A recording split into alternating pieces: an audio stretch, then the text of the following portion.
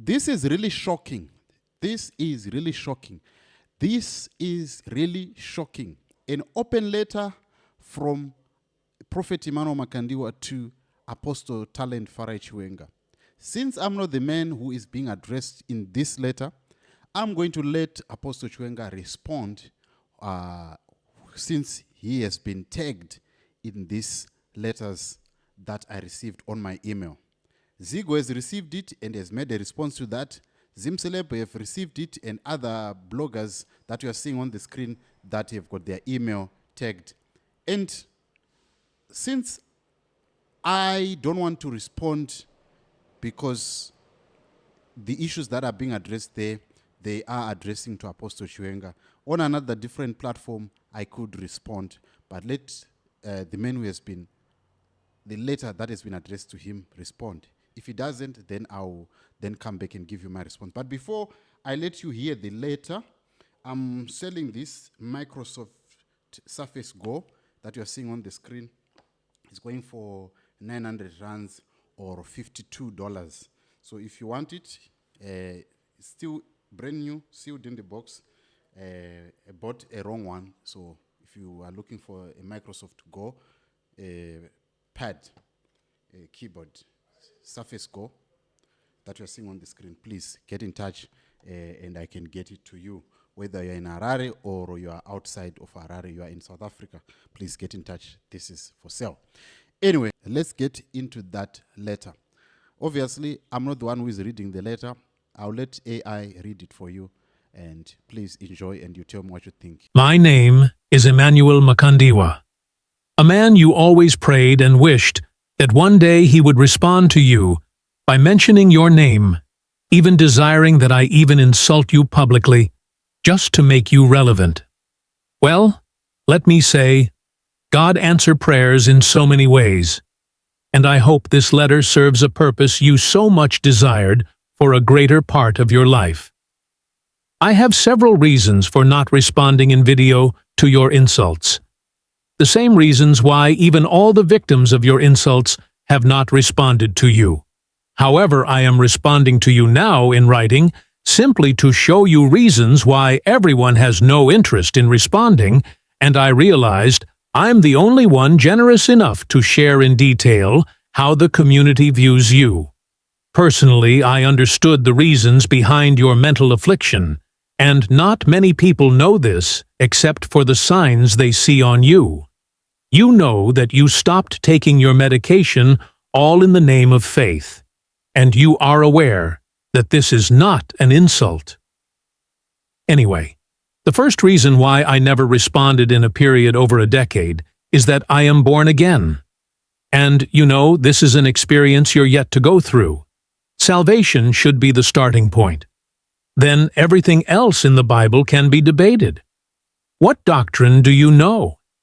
Can you compare the doctrine of tithe to your bizarre doctrines that sex with your wife's sisters is not adultery?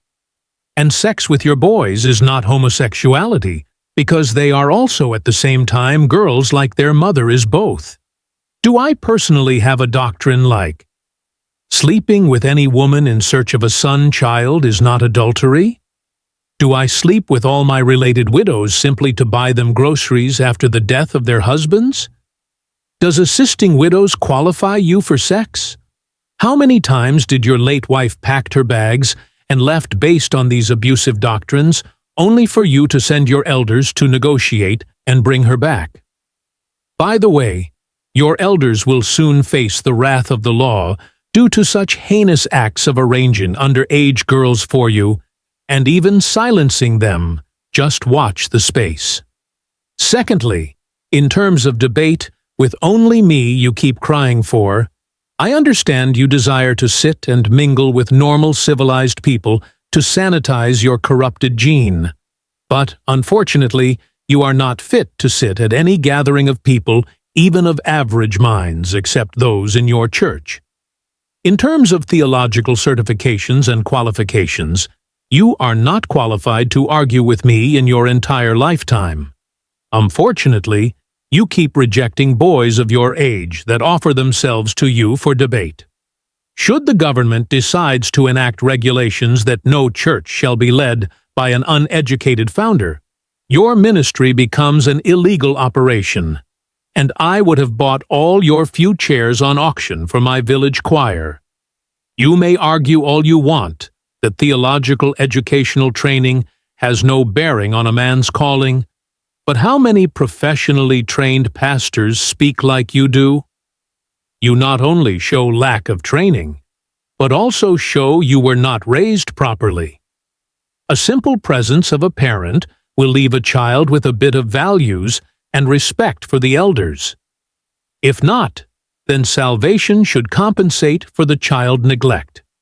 Let me, at this point, state facts in point form, lest you think the purpose of the letter is to undermine you. 1. Have you ever wondered why even ZANU-PF and politicians you insult every day have not taken your life contrary to the lies you peddle? It is because no one in his normal state takes you serious. Your incoherence reveal overwhelming signs of severe bipolar. Before this offends you, take time and listen to all your teachings from the beginning, and tell me if you're not preaching and living the opposite of that now. Is this not why all your old members have left you? 2. Declare to the public what sin you don't commit. Your strategy has always been to rise to prominence by insulting what was and will always be better than you. 3. You always lie against the government because there has never been any single assassination attempt on your life that you always claim to have escaped. Instead, every single person who has seen you driving knows that you just can't drive. 4. Did you hear how stupid you sounded, narrating that at an accident scene, your leader dying next to you, advised you not to mention your name because the CIO guys were present, and if they knew you by name, they were going to finish you off? Really? The entire intelligence unit comes after you, causing accidents without knowing who you are, and just because you did well by not mentioning your name, they would have recognized and finished you off. Are you really okay, talent? Do you even know the meaning of a government coming after you? You caused and insisted that the whole church do a Chiwenga Life Matter campaign. A Chiwenga who said, "I'm not afraid of anyone, come and kill me." On the second accident, you told the world that the entire government came prepared for a head-on collision with you, using their small car against your SUV. Above all, the driver had female passengers and a lawyer just to come and kill you in a head-on collision, while at the same time confessing that you, yourself, decided to hit them head-on. Come on. These are too many reasons on one person why people feel shy to respond or even sit and discuss the Bible with you because you make it clear that you're challenged. Tell me one serious person that has ever responded to you with a video, I mean a serious one, just one. 6. Rather out of love, I advise you to stop driving and allow someone else to always drive you. People around you and even your late wife would always advise on the same matter, but you would give a deaf ear. You listen to no one. 7. If I were a member of your church, I would sit around a fire with my family and have a discussion concerning our Jesus Revelation transgender ministries that always reveal only Makandiwa to us. 8. We would ask ourselves golden questions like, A. Not even one passenger in our apostle's car ever reached his destination while the apostle is the one driving. This is just a vehicle with few passengers, but isn't the church too big for him to drive? B. If our apostle, who is not a prophet, yet prophetically sees 2 coffins of politicians and notices that the year is ending without a fulfillment, then goes on to fulfill it himself by bringing himself 2 coffins from one accident, and few months later another 3rd coffin from another accident. Isn't this man creepy? C. So, if our apostle is not cursed for cursing other men of God, so what's a curse then? What's a bigger curse than having everyone around you dying save you? D. If for joining his vehicle you die, how much more for joining his church? If, with a simple car, your arrival is not guaranteed? How about church as a vehicle heading to a heaven destination? Doesn't the car have less gears compared to the scriptures of the Bible? E. If Makandiwa is wrong for taking tithes, should we then choose one that take lives? And again, do we not demand even more than tithe in JRC? F. Our apostle portrays fake courage, saying, "People come and kill me, and I am always ready to die for this gospel. And when they come, they find him gone, and hiding, calling that wisdom again." G.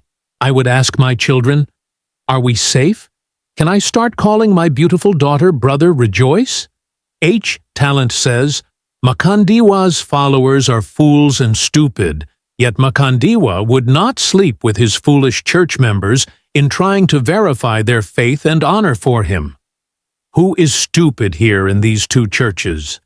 The whole Beloyi tells the church that Apostle our mother had set a trap for you. So Satan ozoite. How many has Makandiwa sexually abused in testing their faith, and yet biblical tithes become an issue that Makandiwa should come for a discussion? Even other teachings of Makandiwa that he criticizes has never quoted them correctly. He misquotes them deliberately and create loopholes to justify corrections, and he cries foul when his own sermons are summarized. Did our apostle 100 times not advised Makandiwa that the church is for the preaching of the cross, and, if it's about business and money, his members should enroll with secular business institutions and not do it in church? Do we now not have money issues and businesses officially in church? Is even Makandiwa stealing and deceiving at that level, yet our untalented Chiwenga insults and harass his members for money offerings?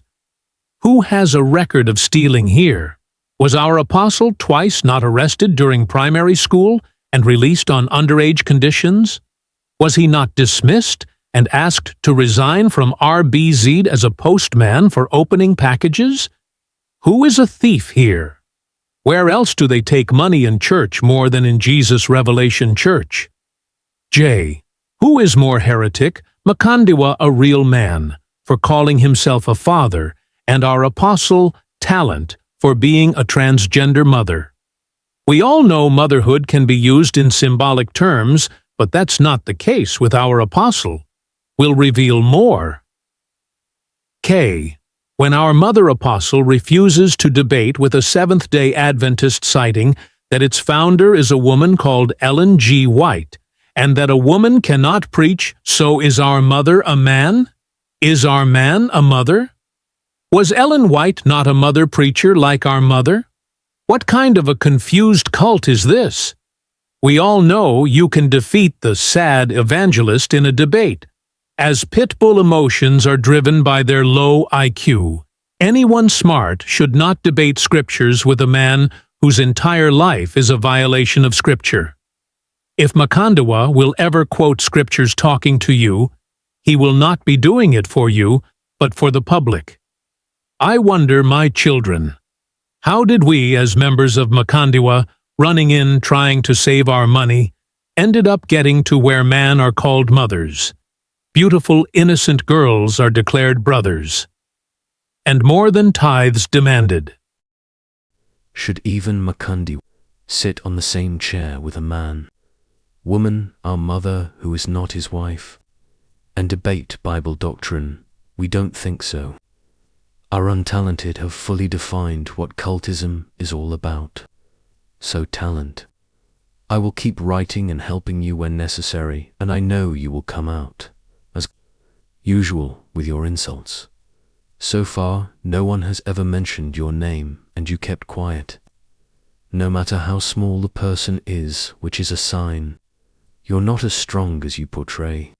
You do 2 hours live videos, responding to insignificant critics and telling your viewers, you're too big to respond to puppies.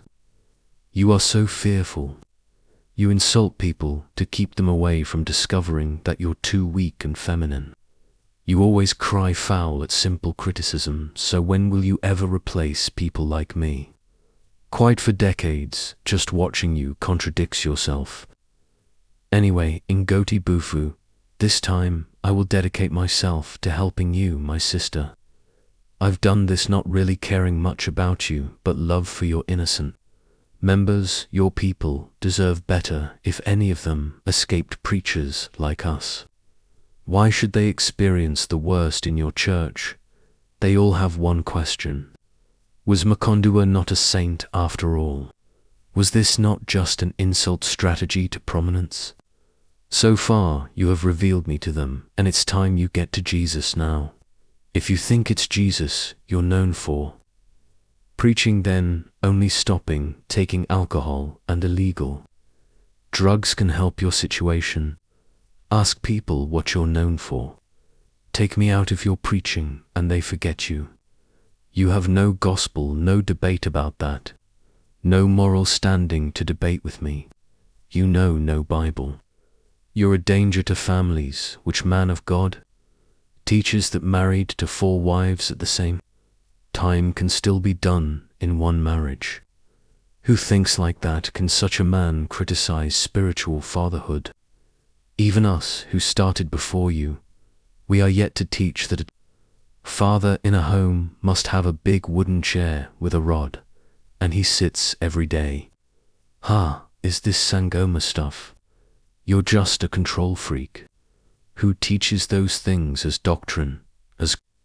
I said you're a control freak. It's showing all over you. Can't even put a microphone down during your own wedding. Those are really psychiatric actions. Someone needs to protect you, church, from you before it's too late. Hanswe Kuzakwa, ne church yes, Yisu Shenzi, Amaye Nemukadzi. Just when you thought Vekuch, Yako Vakanzweza, doctrine, Yako, and they laughed to scorn, this means even nature is against your teachings. I will leave you for now, but please always try to remember it's Jesus Revelation Ministries. I know it's hard to remember, but try and start with the basics. Like, a member of your church should not have their loyalty tested sexually, either male or female. An elder is your father or mother, and you honor him, her. A man is not a woman. A woman is not a man. A sister is not a brother.